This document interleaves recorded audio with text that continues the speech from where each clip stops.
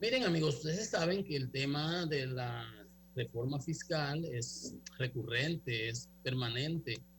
Hay opiniones que van, que vienen, hay análisis en los medios sobre el sistema. Ayer veíamos, ¿verdad?, el informe del amigo Gerard sobre la deuda. Hoy hay otro trabajo sobre crédito público, sobre la deuda pública consolidada, la del sistema público no financiero, los 58.000 millones que ya debemos, cómo ha subido, cuál es la proporción del Producto Interno Bruto. Indiscutiblemente, y decíamos que ese es un tema que, bueno, el presidente lo ha ido posponiendo en cuanto a que ha dicho, bueno, como le había recomendado el presidente Fernández también, no estamos en un momento para en crisis entrar en este tema de establecer impuestos. Pues bueno, hay opiniones de dos economistas, el ex ministro de Economía Isidoro Santana y el amigo Henry Hebrard, y las comparto, así como unas declaraciones que diera el presidente Leonel Fernández en una entrevista al Caribe, el periódico El Caribe. Empiezo con Isidoro, que don Isidoro señala que dice que está de acuerdo en que se eliminen todas las exenciones fiscales. Las exenciones fiscales son, dice que se convierten en una brecha mediante la cual los agentes se convierten en evasores y se cuelan para eludir el pago de sus obligaciones fiscales, los impuestos que tienen que pagar. Entonces, esas exenciones se han extendido a muchas empresas, por ejemplo, para que puedan desarrollarse, pero hay muchas, como el propio presidente decía, ya cumplieron su cometido. Entonces, las exenciones, ese gasto tributario, como se conoce, dice que si el gobierno quiere privilegiar el desarrollo, eso es don Isidoro Santana, si el gobierno quiere privilegiar el desarrollo de algún sector o provincia, que lo haga vía el gasto público, haciendo asignaciones. O sea, usted quiere desarrollar tal negocio en tal sitio, entonces usted le da un apoyo financiero directo y no unas exenciones, que no pague impuestos, que elimine por aquí, que no tire por acá, porque por ahí se cuelan muchas cosas. Eso es lo que él está señalando.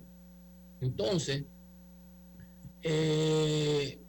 y está claro en que la reforma implica ampliar, y esa es la recomendación que acaba de hacer el Fondo Monetario Internacional y a la que se refiere más adelante el presidente Fernández, que le voy a comentar. Dice, la reforma implica ampliar la base de impuestos en general.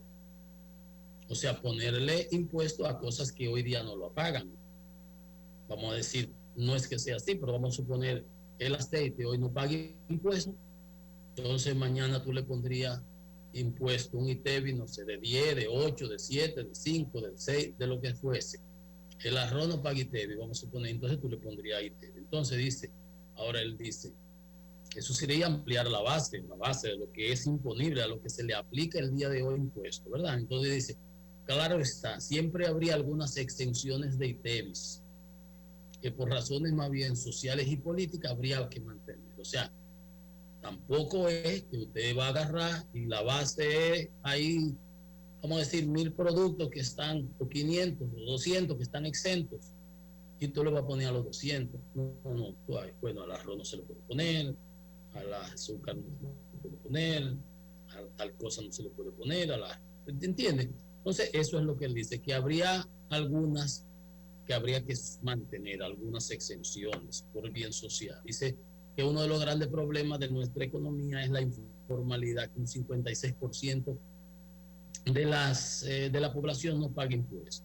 Y esa es la posición que dice el don Isidoro Santana respecto al tema de la reforma fiscal. Entonces, por otro lado, en cuanto a la revisión de las leyes de incentivo, que es lo que se conoce como el gasto tributario, el Hebrard se señala, dice que hay dos que no debieran incluirse en ese arreglo que se vaya a hacer.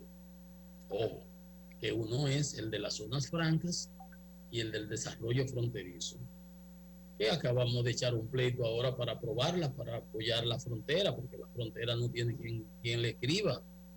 Entonces, tanto que se bloqueó y se bloqueó y se bloqueó, y al final se logró aprobar recientemente. Recuerden ustedes todos los líos que hubo y las discusiones y los pleitos que hubo entre Ajá, déjame ver qué fue, creo que Faride y Pacheco y otros sectores. Se hubo de todo ahí en esas discusiones, pero el punto es, el presidente se involucró y el presidente viabilizó el asunto y se aprobó.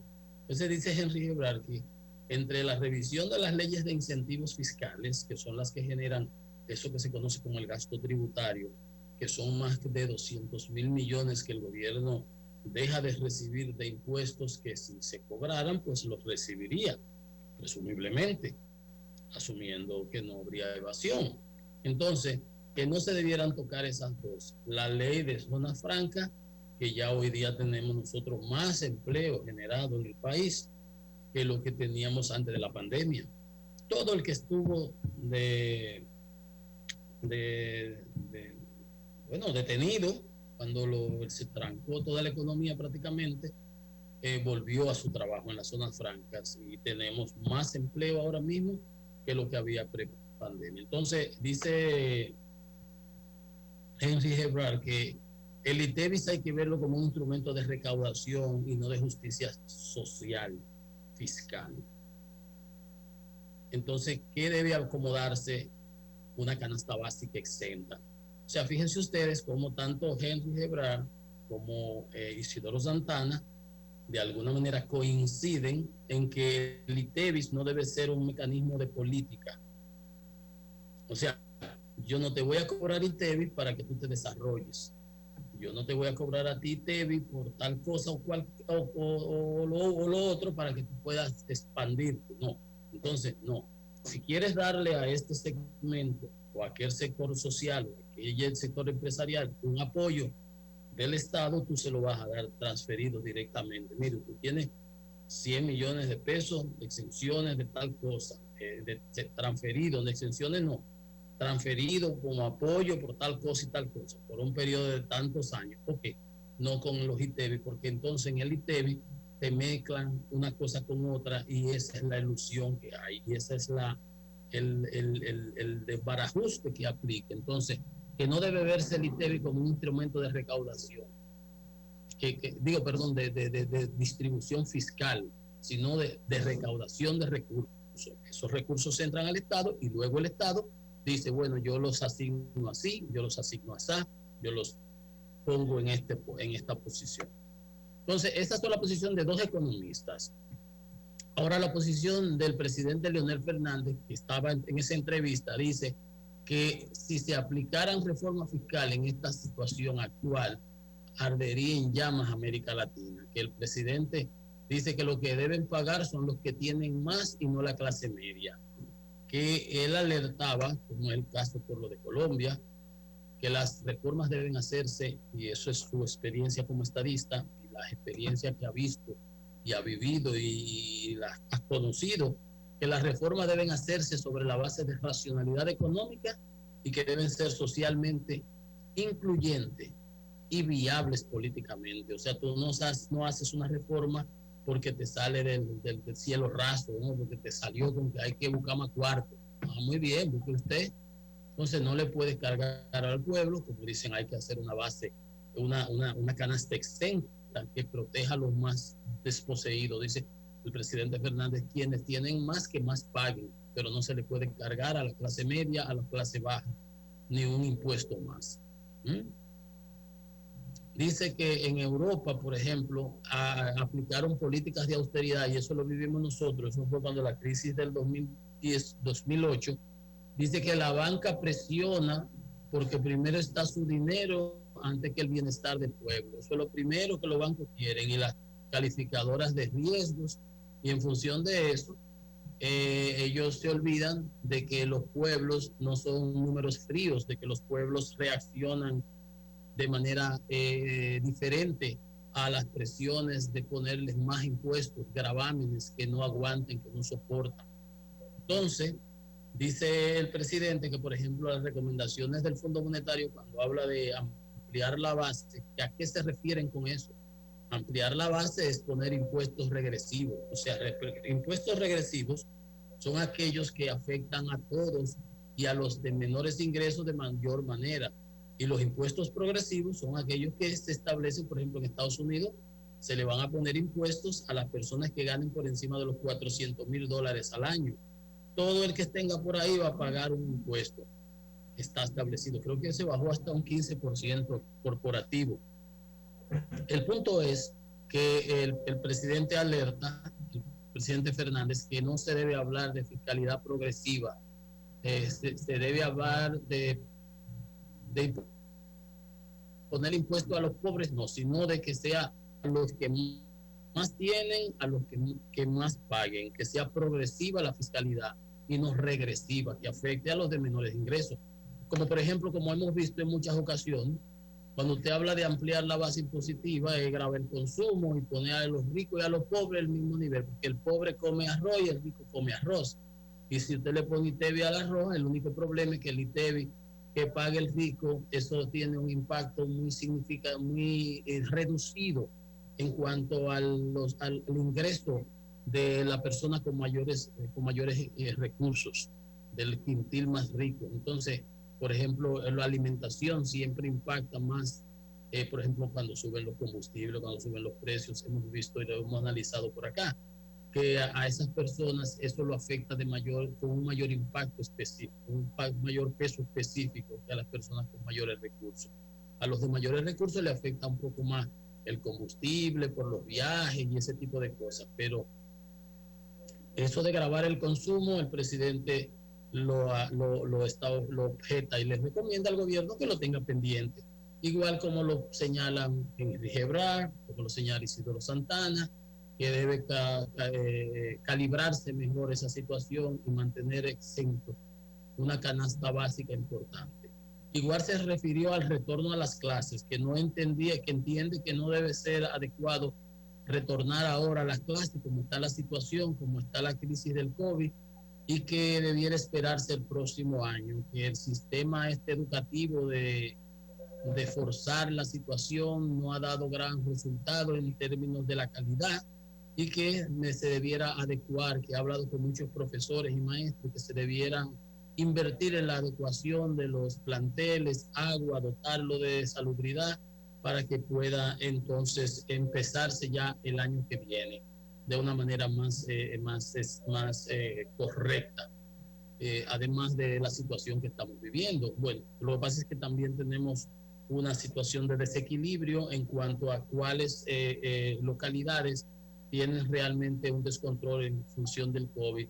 Pero ya para un mes que falta, yo no sé para qué tanta presión con relación a eso. Yo creo que debiera aprovecharse más el tiempo y eficientizarlo y hacer que sea mejor, más programado para el próximo año, como Dios manda, cubriendo todos los frentes. Vamos a hacer una pequeña pausa para volver en breves con más en Economía y Mercado.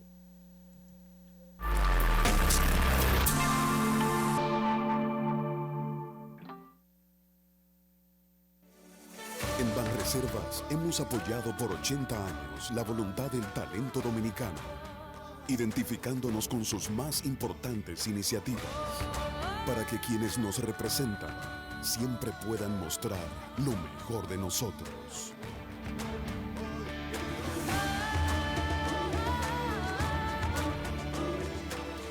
Banreservas, 80 años siendo el banco de todos los dominicanos. Hola, hoy voy a explicarte algunos derechos que te corresponden como usuario financiero. Tienes derecho a recibir, tanto de los bancos como de la Superintendencia de Bancos, orientación acerca del funcionamiento, las características y el manejo de tus productos financieros. Tienes derecho a reclamar. Si sientes que tus derechos han sido vulnerados, puedes exigir que sean respetados presentando tus quejas, denuncias o reclamaciones de forma totalmente gratuita. Y recuerda, en ProUsuario estamos para escucharte, orientarte y respaldarte. ¿Ya tienes tu factura digital? Ahora conoce las ventajas de nuestros canales. Notificaciones, consultas de pagos, facturas y balance vía WhatsApp. Registro organizado y archivo de tus facturas por correo electrónico. Consultas, pagos y descargas de tus facturas con proyección de consumo mensual por oficina virtual. Accesos, consultas, descarga de facturas y pagos con tarjetas de crédito. Monitoreo del consumo del hogar vía CPEM App. Recibe tu factura por tu canal favorito. CEPEN, Consorcio Energético Punta Cana Macao. CEP, Compañía de Electricidad de Valladolid y Activa. En AES, aceleramos la transición en la forma como el mundo usa la energía, asegurando que esto suceda de manera segura y sostenible para las personas en nuestro planeta.